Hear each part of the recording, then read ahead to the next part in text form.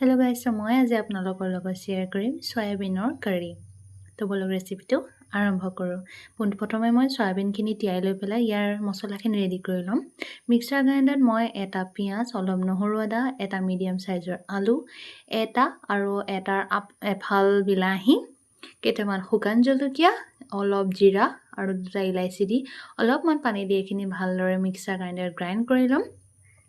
জলকীয়াটো আপোনালোকে সোৱাদ অনুসৰি দিব পাৰে আৰু আলুটো মই ইয়াত এটা কাৰণে দিছোঁ, যিহেতু নেকি মই গ্ৰেভি বনাম, সেইকাৰণে মই ইয়াত আলুটো দিছোঁ। আপোনালোকে ইচ্ছা কৰিলে আলুটো এনেকৈ ফ্ৰাই কৰি দিব পাৰে, ডাইৰেক্টো দিব পাৰে আৰু বইল কৰি দিব পাৰে।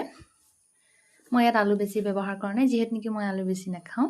তাৰপিছত আমি কেৰাহীখন অলপ হিট হ'বলৈ দি ৰিফাইনত অকণমান হালধি দি পেলাই চয়াবিনখিনি ফ্ৰাই কৰি ল'ম। বেছি সময় ফ্ৰাই নকৰোঁ। ৰেচিপিটো কিন্তু মই প্ৰথমবাৰ ট্ৰাই কৰিছোঁ। আপোনালোকে যদি আগতে ট্ৰাই কৰিছে তেন্তে কমেণ্টত জনাব আৰু কেনেকুৱা পালে ভিডিঅ'টো চাই মোক জনাবলৈ নাপাহৰিব। যদি আপোনালোকে মোৰ পেজটো প্ৰথমবাৰৰ বাবে চাইছে তেন্তে মোৰ পেজটো ছাবস্ক্ৰাইব কৰি ল'ব।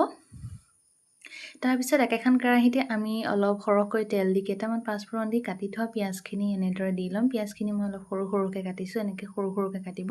তাৰপিছত নিমখ আৰু হালধি দি এইখিনি অলপ সময়ৰ বাবে ৰঙচুৱা হ'বলৈ ভাজি থাকিম। তাৰপিছতে আমি পিচি থোৱা মছলাখিনি ইয়াত এড কৰিম।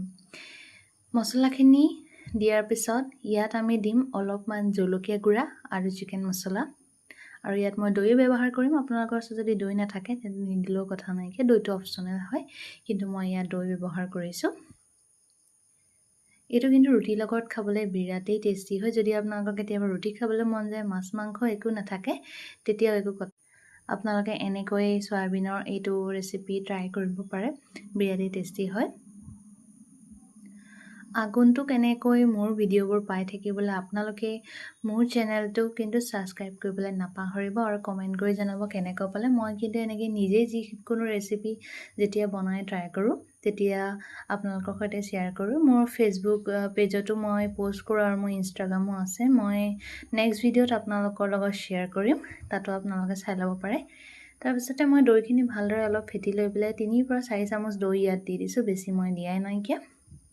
তাৰপিছত সোৱাদটো বেলেঞ্চ হ'বলৈ মই ইয়াত অকণমান দিছোঁ চেনি। তাৰপিছত চয়াবিনখিনি দি ইয়াক ভালদৰে আমি অলপ সময়ৰ বাবে ভাজি লৈ এইখিনি উতলিবলৈ দিম। আপোনালোকে পানীটো নিজৰ জোখত দিব পাৰে। আৰু আজি আমাৰ ৰেচিপিটো সম্পূৰ্ণ হৈছে। যদি ভাল পালে চাই তেন্তে লাইক কৰিব, কমেণ্ট কৰিব আৰু শ্বেয়াৰ কৰিবলৈ নাপাহৰিব। আজিলৈ ইমানে, ধন্যবাদ। লগ পাম পুনৰ এটা নতুন ভিডিঅ'ত।